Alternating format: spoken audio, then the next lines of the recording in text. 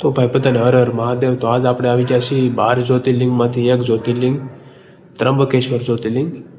આજ હું તમને ત્રંબકેશ્વર મહાદેવના દર્શન કરાવવા પ્લસ બધી સંપૂર્ણ માહિતી આપવા કે કેવી રીતે આવવું, ત્રંબકેશ્વર જ્યોતિર્લિંગ ક્યાં છે, કેવી રીતે જમવાની વ્યવસ્થા કરવી, કેવી રીતે રહેવાની વ્યવસ્થા કરા, એ બધી તમને માહિતી આપવાનો છું. તો હાલો આપણે વ્લોગની શરૂઆત કરીએ. તો હવે આપણે જવાનું છે. તમને હું પહેલાં ત્રંબકેશ્વરનું બધી માહિતી થોડી ઘણી આપવા અને મંદિરના દર્શન કરાવવા. તો હાલો હવે જઈએ આપણે. તો ભાઈ છે ને કાલે આપણે આમાં રોકાણા હતા. આમાં શું કહેવાય, ફેમિલીને રૂમ દઈશ, અખાડો છે.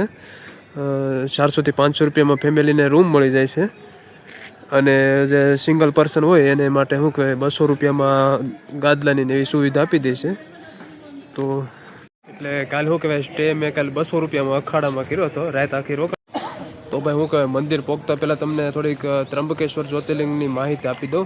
ત્રંબકેશ્વર જ્યોતિર્લિંગ આપણે મહારાષ્ટ્ર રાજ્યમાં આવેલું છે. અને તમારે ત્રંબકેશ્વર જ્યોતિર્લિંગના દર્શન કરવા હોય તો તમારે સૌથી પહેલાં નાસિક સિટીમાં આવી જવાનું. નાસિકથી 30 કિલોમીટરને અંતરે આપણે ત્રંબકેશ્વર જ્યોતિર્લિંગ આવ્યું છે. તમે નાસિકમાં આવી ગયા પછી સેન્ટ્રલ બસ સ્ટેન્ડથી કે નાસિક સિટીમાંથી 142 નંબરની 145ની કે 245 નંબરની બસ 10 મિનિટે 10 મિનિટે તમને ત્રંબકેશ્વર જ્યોતિર્લિંગ ઉતારી જાય છે, જેનું ભાડું 50 રૂપિયા લે છે. એટલે તમે ડાયરેક્ટ શું કહેવાય અહીંયા આવી જાવ છો. હાલો હવે આપણે મંદિર આવવાનું તૈયારી છે. તો તમને હવે દર્શન કરાવીએ અને બહારની બધું દેખાડું, નાસિકનું બધું.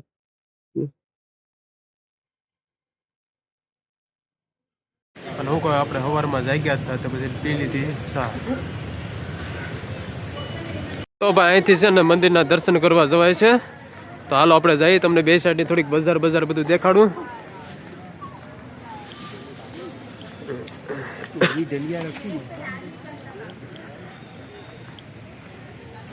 તો હું કે ભાઈ સવારનો ટાઈમ છે, મોર્નિંગનો. અત્યારે હજી અડધી બધી દુકાનો તો હજી ખુલ્લી નથી, જોઈ લો.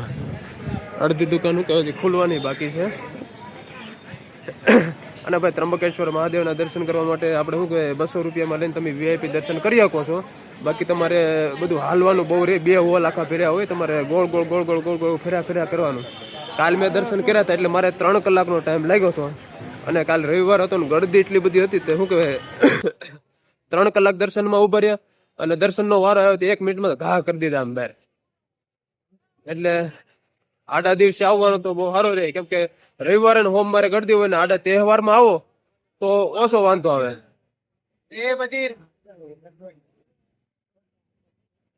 પહાડો તો ત્રંબકેશ્વર મહાદેવનો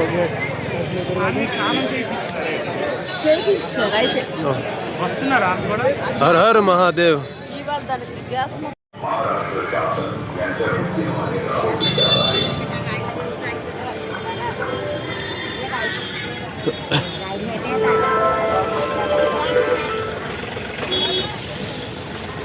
આપણે ગેટથી થોડા આગળ હાલતા જોઈ લો, તળાવ મસ્ત એક છે. અને જો વ્યૂ જો આખું એક નંબર મસ્ત વ્યૂ છે ને, બહુ મસ્ત. બાકી તમે ચોમાસામાં તમે આવ્યો હોય તો બહુ મસ્ત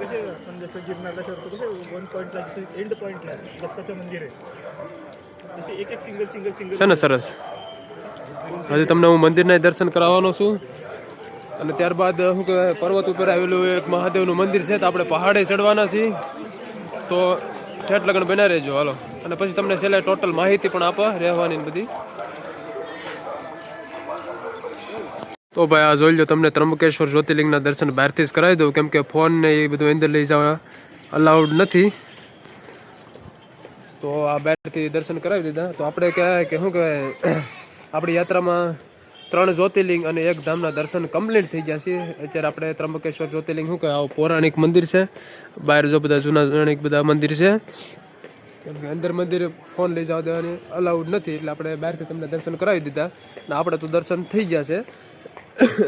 તો હવે મિત્રો હવે આપણે જાવું પહાડ ઉપર આવેલું મહાદેવનું મંદિરે. ચાલો ત્યાં જઈએ. હવે આપણે જવાનું છે પહાડો ઉપર આવેલું શિવજીના મંદિર ઉપર. ચાલો જઈએ, તમને ત્યાંના દર્શન કરાવું. પાછળ પહાડી દેખાય એનું નામ છે બ્રહ્મગીરી પહાડી. અને અહીંયા તમારે પહોંચતા 4 કલાક થાય. મંદિરથી નજીકમાં જ છે. જો તમને દેખાડું આ બધી પહાડી અને અહીંયા શું કહેવાય ગોદાવરી નદીનું ઉદ્ગમ સ્થાન પણ કહેવાય છે. ઉપર શિવજીનું સરસ મજાનું મંદિર છે અને શિવજી શું કહે ભગવાને જટા ભટકાડી તેને ગોદાવરી નદીનું ઉદ્ગમ સ્થાન છે. તો અહીંયા 4 કલાકનો રસ્તો છે. તો ત્રંબકેશ્વર આવો તો અહીંયા એક વખત જરૂર આનંદનો લાભ લેજો. તો ભાઈ હવે શું કહેવાય ત્રંબકેશ્વર મંદિરના દર્શન કરી અને તમારે વિવાહનું છે. બાજુમાં બ્રહ્મગીરી પર્વત શૃંખલાઓ છે જ્યાં ગંગાદ્વાર શિવજીનું મંદિર છે. પછી શું કહેવાય ગોદાવરી નદીનું ઉદ્ગમ સ્થાન એ બધા ઘણા બધા પ્રસાદીભૂત સ્થળો છે જેનું ટ્રેકિંગ કરવામાં તમારે 3 થી 4 કલાકનો સમય લાગતો હોય છે. અને હવે તમને હું વાત કરી દઉં તમારે નાસિક મંદિર આવવું હોય ત્રંબકેશ્વર મહાદેવ તો સૌથી પહેલાં તમારે શું કહેવાય મહારાષ્ટ્ર રાજ્યમાં આવેલું છે ત્રંબકેશ્વર મહાદેવનું મંદિર. બીજા નંબરમાં તમારે નાસિક જિલ્લામાં આવી જવાનું છે. ત્યાંથી 30 કિલોમીટરની અંદર એ ત્રંબકેશ્વર મહાદેવનું મંદિર આવેલું છે. તમે ત્યાં આવી જાઓ તો સિટી બસ દ્વારા તમારે 145 કે 245 અને શું કહેવાય સિટી બસ પકડી અને અડધી કલાકમાં તમારે ત્રંબકેશ્વર મહાદેવ પહોંચી શકો છો ત્યાંથી.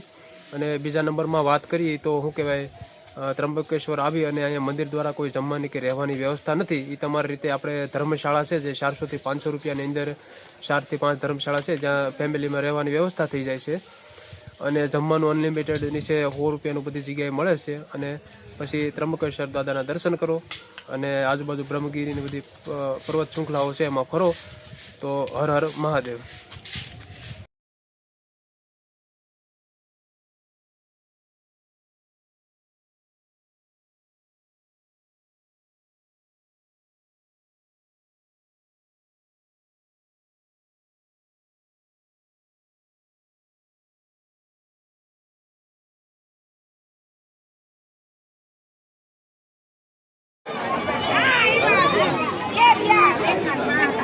તમારો ભેગા રાખો પટેલ